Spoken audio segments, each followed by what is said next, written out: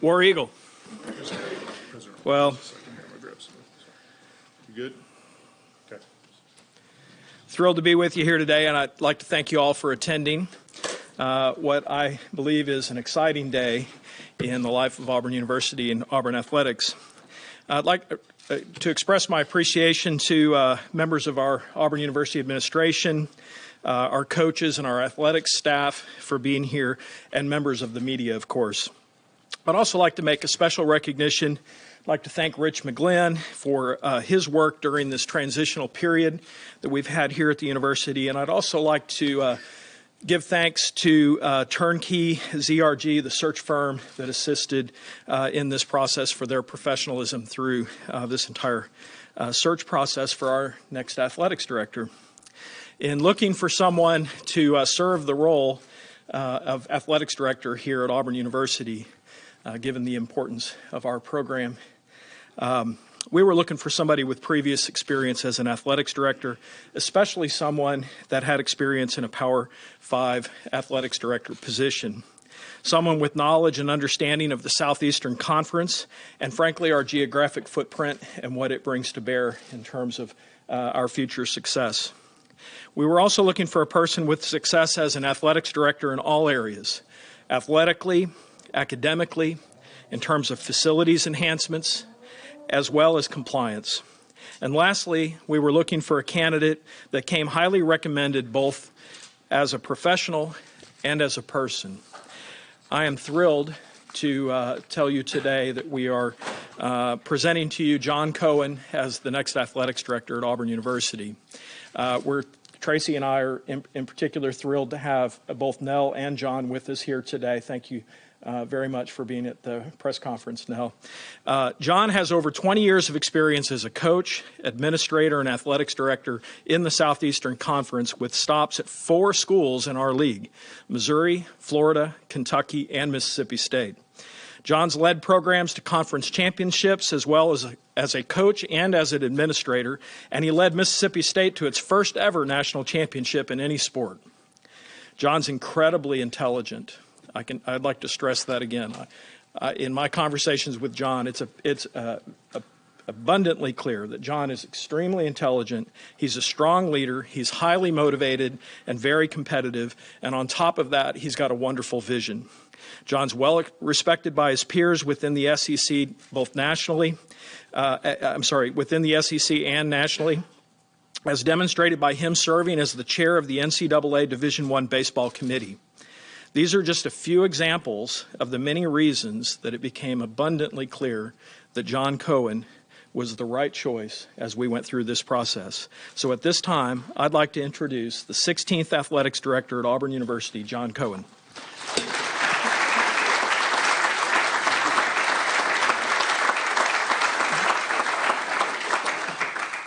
War Eagle. War Eagle. Just some quick thank yous. Thank you to Dr. Chris Roberts, the manner in which he conducted the search. I don't think Auburn could possibly be in better hands. And I want to thank the entire Auburn family for being so welcoming and for providing this opportunity. I want to thank my family. I have a 91-year-old mother, and she informed me once you get to 80, you're allowed to say the age out loud.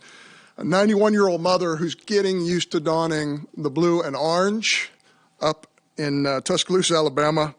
I want to thank my 3 sisters who helped raise me. My wife, Nell, who's here today. We just celebrated our 30th wedding anniversary in August. And my kids, who are probably watching right now, Jordan and Avery, although they probably both ought to be doing their job. They ought to be working right now, so I hope they're working. A special thank you to Dr. Mark Keenum, who will always hold a special place in my heart, who's done a tremendous job at Mississippi State. And I want to thank the Mississippi State family as well. Mississippi State will always be part of my DNA, and I have a deep appreciation for them. So right into this, what is my purpose? What are my goals? What's my mission? First of all, it's to serve the Auburn family and Dr. Chris Roberts. That's issue number 1. I want to ensure that every student athlete has a positive and productive experience at Auburn University. that goes way beyond just the experience they're having now. The experience they're having now will propel them to a later experience. And one of my favorite things about being being a coach and an administrator is that 29 or 30-year-old former student athlete coming back and saying, I get it. Thank you for that experience that I had then, because I might not have fully appreciated or understood the experience when I was going through it. My goal is to put Auburn in position, as it has always done, put Auburn in position to win SEC championships and national championships. My goal is to relentlessly promote this wonderful university, Auburn University. My goal is to follow the full scope of compliance, which is not just simply NCAA rules, not just simply SEC policy or regulation. It goes way beyond that. That's one of the very appealing things about Auburn University, because compliance goes way beyond that. Common courtesy is part of compliance. Public service is part of compliance. And the Auburn Creed is very, very much part of compliance. What's my why? Why did I make this decision after having this wonderful opportunity being presented to me? Why? Well, a big part of the why is the Auburn tradition, of which there is much. No question about that. Why? Because my belief in Dr. Roberts and this administration, his leadership and his passion for Auburn is incredible. Why? My belief in the current coaches here at Auburn University. I think this is one of the great collection of coaches that exist in the entire country, as well as athletic department personnel. And I want to highlight our new deputy athletic director, Rich McGlynn, who has been a star, not only for me, but for this department, for this university, and quite frankly, the Southeastern Conference. As somebody on the outside who has looked in to Auburn, you cannot just even talk about the success of this place without mentioning Rich McGlynn. The recruiting footprint of Auburn University, of which you're all aware, draw the 350-mile circle around Auburn, Alabama, and you're talking about some of the best student athletes in the entire country. How about the Auburn brand? I know that I will go through airports with my little thing here, my little lapel pin. I know that this brand, this symbol, will be noticed in every airport in the country that I go through and beyond. It's a powerful brand, and I recognize that. Why? How about the Auburn Creed? I love the Auburn Creed. I love the examples of earning it through hard work. I love the honesty and truthfulness, the education which creates knowledge, helpfulness, sympathy, powerful words, the Auburn Creed. How about this why? And this is another why. This is a big why for me. I've heard and seen the common refrain, Auburn being Auburn. And I want to tell you, in my opinion, as somebody who's been on the outside who's now coming in, Auburn being Auburn is a special thing. Let me talk a little bit more about that. This is one of the nation's preeminent comprehensive land-grant institutions, a leader in research, technology, and education, and in my opinion, that is Auburn being Auburn. 3 Heisman Trophy winners is Auburn being Auburn. Athletes who forever changed the nature of their own sport, not just here, not just in the SEC, but nationally. Like Bo, like the Big Hurt, like Sir Charles, like Rowdy, like Ruthie, like Suni. I can name a bunch more. That is Auburn being Auburn. How about Hall of Fame coaches? Shug Jordan, Pat Dye, Joel Eves, Sonny Smith, Howell Baird, who I got to see the other day, Joe Champy, David Marsh, Ralph Spry, Susan Nunnally, Kim Evans, and many, many more. We have future Hall of Fame coaches in this room right now, and I'm thrilled with that. That is Auburn being Auburn. 22 national championships, 100 conference championships, almost 100 conference championships, countless individual national champions. That is Auburn being Auburn. The great traditions, the Tiger Walk, the Eagle Flight, Rolling Toomer's Corner, that is Auburn being Auburn. I believe in Auburn and love it. War Eagle.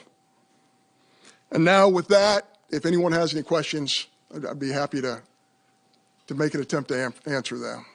We'll start in the first row. Brian? John, Brian Stoltz, Auburn Rivals. Have you ever entered a job where there was so much pressure on maybe your first hire as when it comes to the football coach? And jokingly, have you ever shared a hot tub with a football coach? Shared a hot tub with a football coach. Yeah. That's a new one for me. I'm sorry. Not to my knowledge. Hey, I'm not a big pressure guy. I just see opportunity, and Auburn is a land of opportunity. I think we have a great opportunity here, and I think the future is really bright. I'm sorry. Mark, third row. Right. Mark Murphy, inside Auburn Tigers and 24/7 Sports. Saturday night, I was over at your football stadium that you helped remodel. I'm very impressed. Have you got some ideas for what can be done to Auburn's facilities, including the baseball park too? Yeah, absolutely. And I've spent a lot of time early on listening. I think that's one of the things about being a little bit more advanced in my career. 20 years ago, I would have done a lot less listening and a lot more telling or talking. I'm going to listen. I'm going to listen to our coaches. I'm going to listen to our administrators. I'm going to walk around these great facilities that we have, and we're going to do the very best we can to make them elite. We already have elite facilities here at Auburn University, but there's always some improvements. You've heard this expression has been used to death, the arms race in the Southeastern Conference. We're always going to have great facilities, but that means we have to keep up, and we have to keep competing in that space. So we will always work on that. And stay there next to Mark. Bill. Bill Cameron, ESPN 106.7. Mississippi State becoming the cradle of SEC ADs. You're the third seeding SEC AD to come from Mississippi State. Talk about your mentors and just how that's come about. I feel so privileged. Auburn, believe it or not, is the 7th SEC city I've lived in. That's right, no, right? I think so. I just feel so privileged. I got to work with Jeremy Foley, one of the all-time greats. I got to work with Mitch Barnhart. Scott Strickland is one of my closest friends. Greg Byrne, gosh, am I allowed to say this? Is a really, really close friend. We talk on a lot of occasions at 6:30 in the morning when I'm trying to run and he's trying to walk. Yes, you take this great information, this great knowledge from other people, and you try and weave your way in this world, and nobody gets here alone. It takes a great deal of support from others, and I just feel privileged in that space. And stay on that side. Philip. John, could you just talk about not asking you for specifics, but just the process of a search for a job as big as the head football coach and kind of what that entails? Kind of thought somebody would ask that question. I actually brought this, and I'm not going to open it up, but this is a very, very long process. In fact, I have 58 things on this piece of paper that we go through as we go through this process of looking for a new head football coach. It all starts. It starts with this. It starts with culture. It starts with X's and O's, and it starts with recruiting. Those three things have to be up front, but there's a whole lot of other things that have to be answered before you get really deep into it. Front row. Justin. Justin Hutchinson, Auburn Live. Can you just talk about your approach to NIL and specifically on the Victory and kind of what their plans are for Auburn and what your vision is for NIL moving forward? Well, 6 years ago, actually going on 7 now, when I became the athletic director at Mississippi State University, I would have never guessed that we would be where we are today in the landscape of name, image, and likeness. But certainly, now that it has started, much like the space race in the 60s, right? Now that it has started, we got to be out front. And we have to be aggressive, and it's the way of the world. So we're going to jump in with both feet. Certainly, an incredible foundation has been laid at Auburn University. Very proud of that.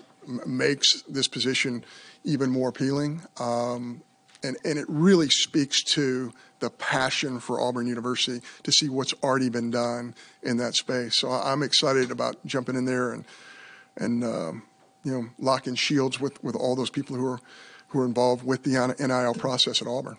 Stay on the front row, Tobias. Tobias, SchoolBoy.com. I see you're in a good mood today.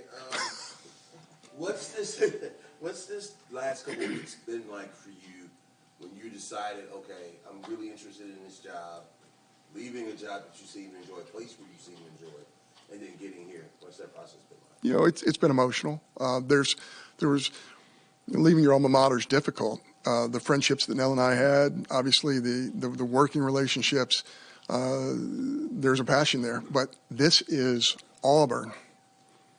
And I spent the first 5 minutes speaking to you, all of you, of my why. Auburn is a national brand. Auburn is a powerful entity. And Auburn is an incredible place. So as you go through this process and you ask yourself, okay, am I being ridiculous here? These people at Mississippi State have been so great to you. It's been such a wonderful experience. What are you doing? And then you look on the other side and say, Auburn, wow. So I feel like there's been a whole lot of wow for me. And I've felt that way about Auburn for a long time. We're going to go to the back. Johnny? Hey, Johnny Conlon, ABC 3240 Sports in Birmingham. John, I just wanted to ask you, before you accepted the job, were you given assurances that you will be the chief operator when it comes to the hiring processes within the athletic department? Certainly we had those discussions. And yes, the final decision will be my own when it comes to hiring within the athletic department. But, again, I'm going to go back. The 35-year-old version of myself would have stuck his chest out and said, this is how it's going to be. The 56-year-old version of John Cohen says, I want all the information that is available to me from everyone that I can possibly get it from at Auburn and beyond. Information's a powerful thing, and I want that information. So, again, certainly, Dr. Roberts made it clear that these decisions will be my own, but it takes a village. It takes a group of people sharing information, sharing knowledge, and quite frankly, I've been on the phone a lot because we have to make great decisions. That's what I'm charged with doing. Going to stay in the back, far left. Ryan Hennessy, ABC 13 in Birmingham. Touching on that, I know the head coaching job is the topic for all the fans right now. With your first hire, one of your first hires, have you called people so far, and when do you want that job to be offered to someone? Yeah, I won't talk about the process per se. It obviously dominates my time, which it should. The football head coaching position at Auburn University is a critical decision, and we take the utmost seriousness. There will not be anything we don't look at. Everything's on the table every day. But I'm not going to go into dates and times and process and when the finish line is going to be. We're going to get there when we get there, and we're going to make the right decision for this great institution. We're going to come back down to the front row, far right, John. Now first off, is that list criteria, or is it to-do list? I got to call this number of people. I got to do that. It's just, it's actually some of both. It's actually some of both, but a lot of it has to do with characteristics that you're looking for and questions to ask. And what have you learned, because you have hired a couple of football coaches, and they weren't necessarily traditional hires. What have you learned from those processes that kind of help you here? Well, I'm going to drop cliche on you right now, okay? And I'm going to use the F word, fit. And everybody uses it, but it's real. And what is a fit for Mississippi State University is a different fit for Auburn University.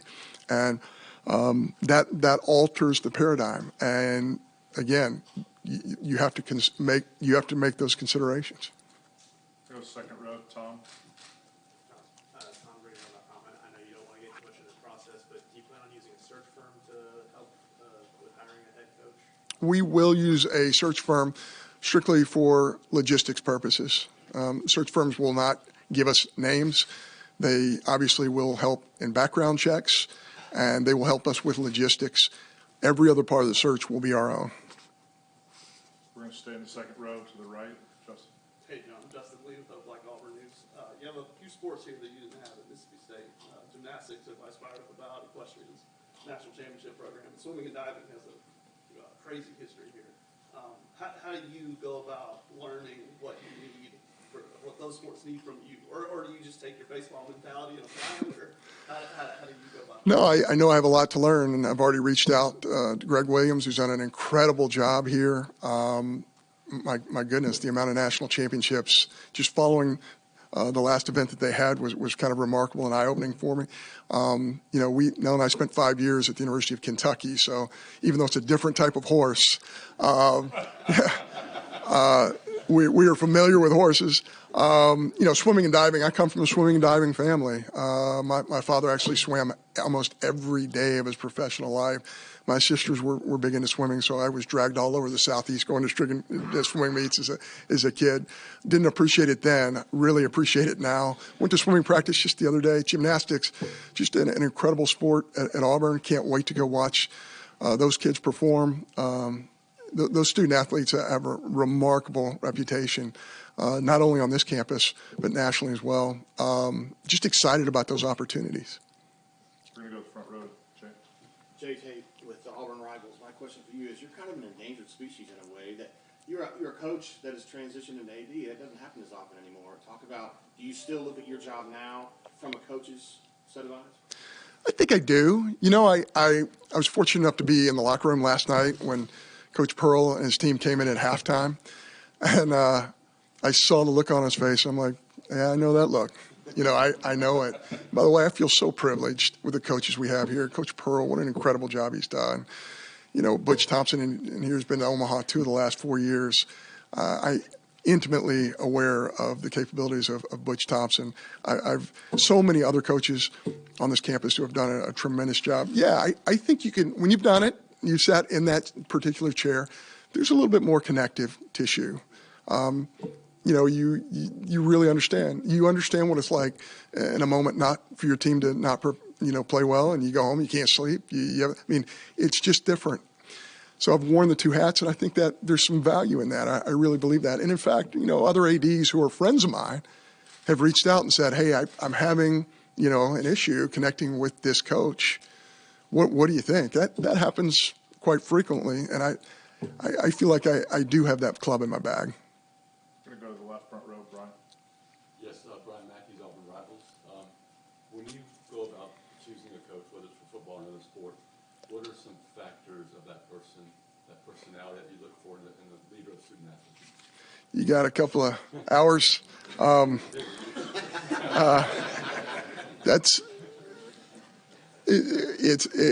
Again, I'm going to use the F word again. It's about fit, and there's not an exact science. There's analytics. There's a little bit of gut feel. There's a lot of factors. I could read you off this list. A lot of this is commonsensical, but a lot of this is really important to me as I've been through the hiring process several times. Front row to the right, Jason. Jason Caldwell, Auburn 247. You mentioned Coach Baird, Coach Dye. That was the time you were a player. You got to watch. How did those guys specifically mold your thoughts and feel about Auburn?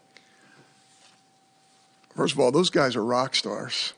You can just feel their charisma. When you were around Coach Dye, and I wish he were here today, you can just feel the charisma ooze. And I feel the same way about Coach Baird. Just gentleman, high level of thinking, great vision. Just in awe of those guys. And I've had a couple of conversations with Coach Baird already. And by the way, I think Coach Baird's one of 4 SEC athletic directors. He was the athletic director here for a little while, who has a baseball background in coaching in this league. So, just part of the fabric and the tradition of Auburn, and I truly respect that. We're going to take 2 follow-ups, Nubias and then Mark. You mentioned the relationship with Greg and growing up in Tuscaloosa. Were you a Bama fan? And the other thing is, tell me about a young Butch Thompson. A young Butch Thompson. Younger.